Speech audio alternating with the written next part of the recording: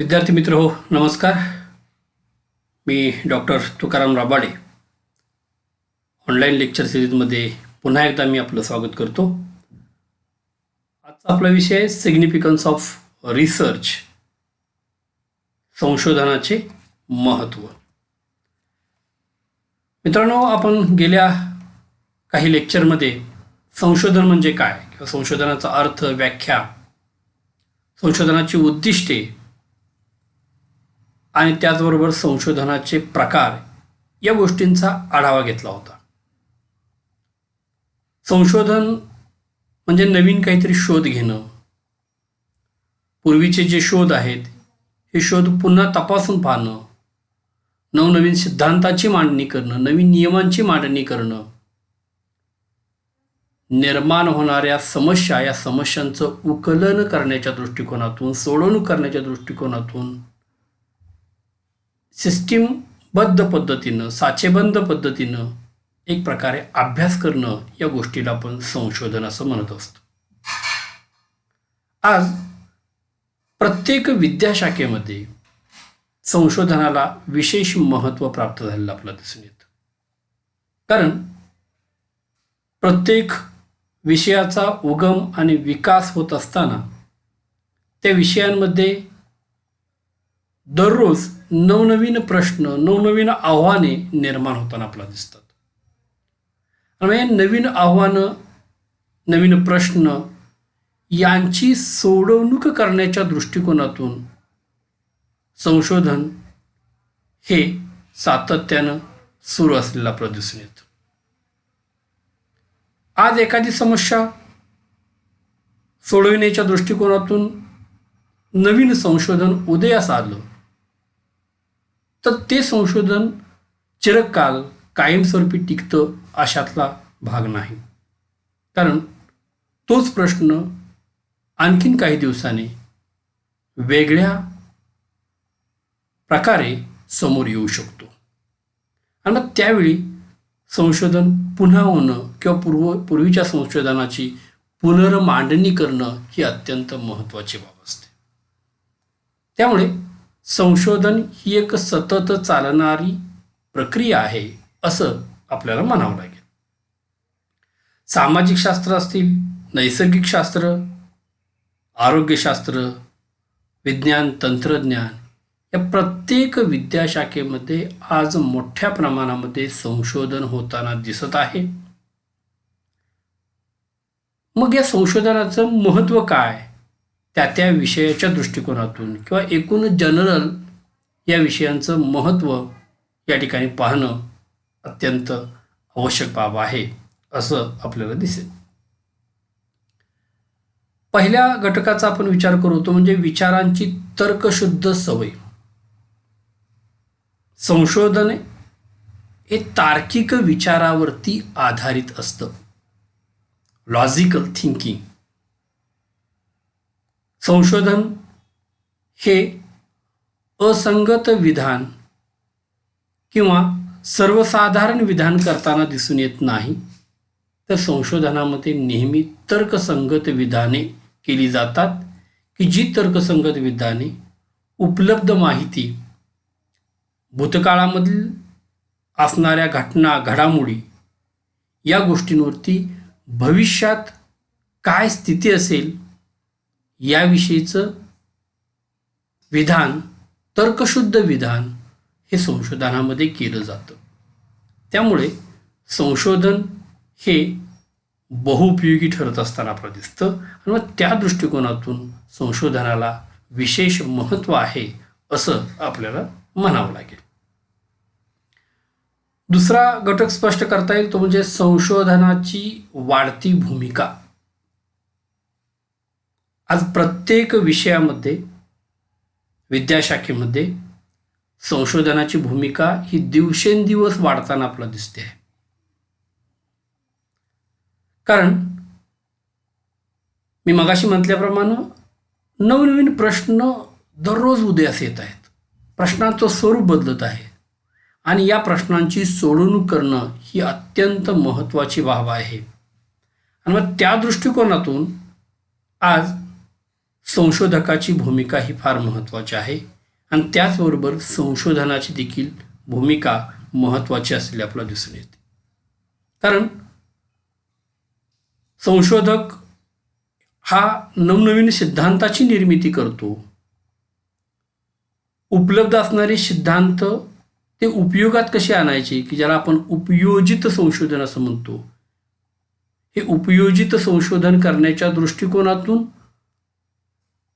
अंमलबजावणी नियम तयार करत असतो आणि त्यामुळे संशोधक आणि संशोधनाची भूमिका ही दिवसेंदिवस वाढत असताना आपल्याला दिसून येते.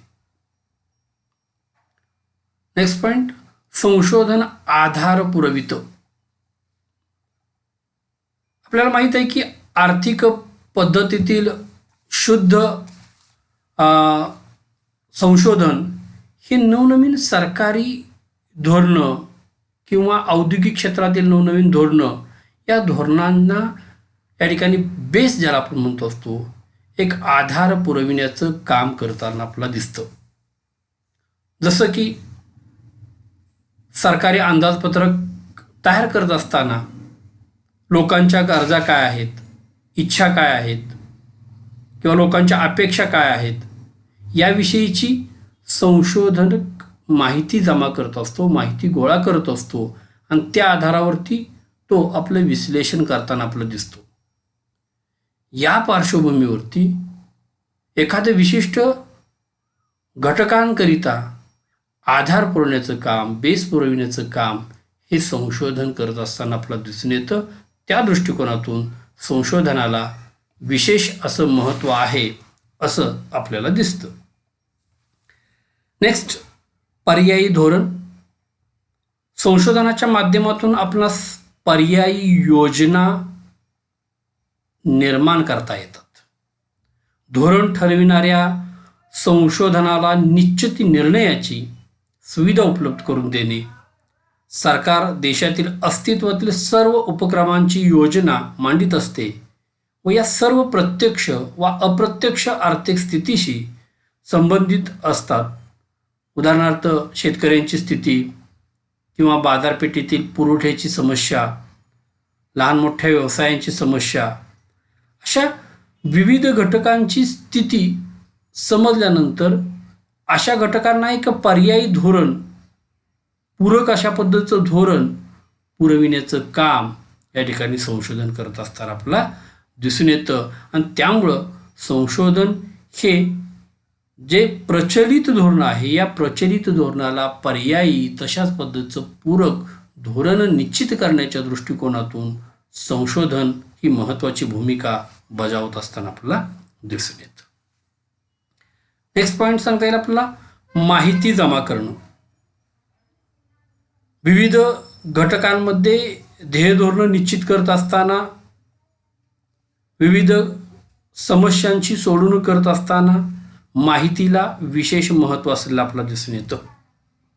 मग ते सरकारी क्षेत्र असेल, खाजगी क्षेत्र असेल, या प्रत्येक क्षेत्रामध्ये दिशा दर्शविण्याच्या दृष्टिकोनातून, नवीन काहीतरी घडविण्याच्या दृष्टिकोनातून माहिती जमा करणं ही अत्यंत महत्त्वाची बाब असते. संशोधन माहिती जमा करण्याचं मूलभूत काम करताना दिसतं. मग ती प्राथमिक स्वरूपाची माहिती असेल, दुय्यम स्वरूपाच्या माहितीवरून पुनर्माहिती, पुन्हा नवीन मांडणी करणं, अशा प्रकारची माहिती जमा करणं असेल, विविध क्षेत्रातील उद्योग, व्यापार, व्यवसाय, कृषी, अशा विविध क्षेत्रातील माहिती जमा करण्याचं महत्त्वपूर्ण काम आज संशोधनामध्ये होताना आपलं दिसतं. आणि त्या दृष्टिकोनातून देखील संशोधनाला विशेष महत्त्व आहे असं म्हणता येईल. नेक्स्ट पॉईंट सांगता येईल विविध समस्या सोडविणं. मुळात संशोधनाचा हा मूलभूत उद्देश आहे. सुरुवातीपासून आपण संशोधनाचा अर्थ जेव्हा पाहिला त्यामध्येच आपण म्हटलं आहे की समस्यांचं उकल करणं, समस्या सोडविणं किंवा समस्या सोडवण्याच्या दृष्टिकोनातून उपाय सुचविणं, धोरण निश्चित करणं हे संशोधनाचं महत्त्वाचं कार्य असलेलं आपलं दिसून येतं. आज व्यवसायामध्ये, उद्योगामध्ये सरकारच्या समोर वेगवेगळ्या प्रकारच्या समस्या निर्माण होताना आपल्याला दिसतात आणि या वेगवेगळ्या प्रकारच्या समस्या सोडवण्याच्या दृष्टिकोनातून संशोधन हे महत्त्वाची भूमिका पार पाडत असताना आपल्याला दिसून येतं. त्या दृष्टिकोनातून संशोधनाला विशेष महत्त्व आहे. नेक्स्ट पॉईंट आहे तो म्हणजे विपणन विश्लेषण. विपणन म्हणजे बाजारपेठ. आज बाजारपेठेचा विस्तार मोठ्या प्रमाणामध्ये झालेला आहे. जग ही एक बाजारपेठ बनलेली आहे.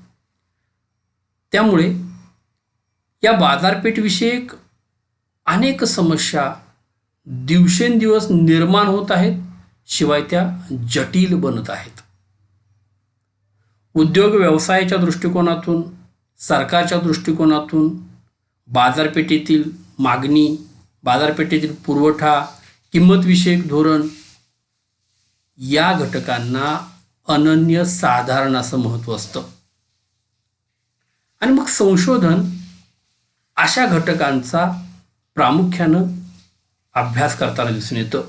प्रामुख्यानं अर्थशास्त्रामध्ये किंवा कॉमर्समध्ये विपणनविषयक संशोधन हे मोठ्या प्रमाणामध्ये होतं आणि मग या विपणनविषयक संशोधनातून उद्योग व्यवसायांना आपलं भविष्यकालीन ध्येयधोरण निश्चित करण्याच्या दृष्टिकोनातून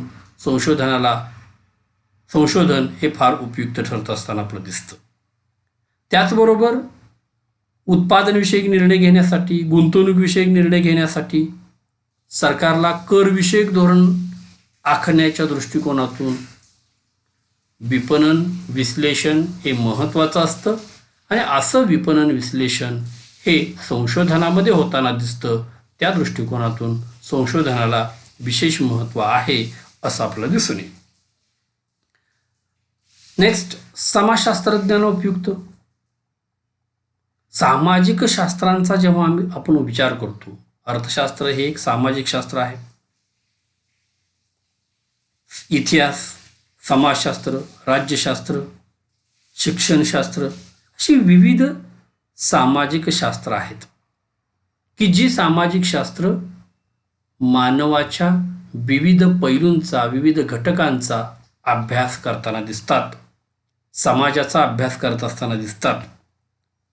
आणि मग हे संशोधन जे आहे, हे संशोधन समाजशास्त्रज्ञांना आपला अभ्यास करण्याच्या दृष्टिकोनातून, सामाजिक सहसंबंध तपासून पाहण्याच्या दृष्टिकोनातून, समाजशास्त्रातील समस्यांचे बौद्धिक समाधान पुरविण्याच्या दृष्टिकोनातून समाजशास्त्रज्ञांना अनेक ज्ञानाचा मागोवा घ्यावा लागत असतो. आणि मग त्या दृष्टिकोनातून संशोधन हे समाजशास्त्रज्ञांना उपयुक्त ठरत असताना आपल्याला दिसतं. त्याचबरोबर विद्यार्थ्यांना देखील संशोधन हे फार महत्त्वाचं आहे.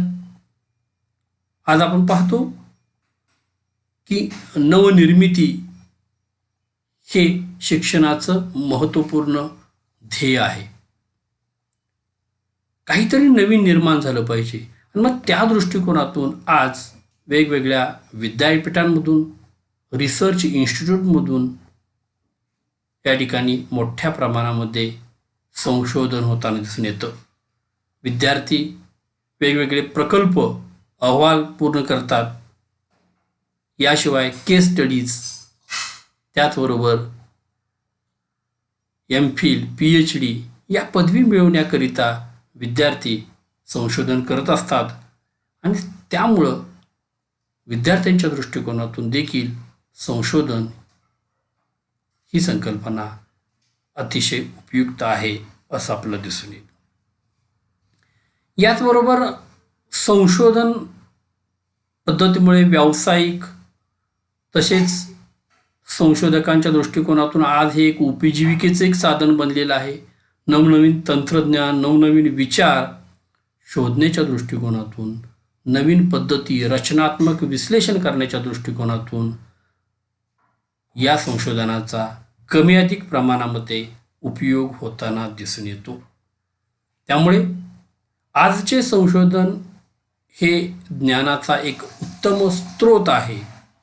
यामुळे विविध घटकांना, मग ते व्यावसायिक, सरकार, सामाजिक इत्यादी घटकांना त्यांच्यासमोर निर्माण होणाऱ्या समस्यांची सोडवणूक करण्याच्या दृष्टिकोनातून संशोधनाला विशेष महत्त्व आहे असं आपल्याला दिसून येईल. थँक्यू.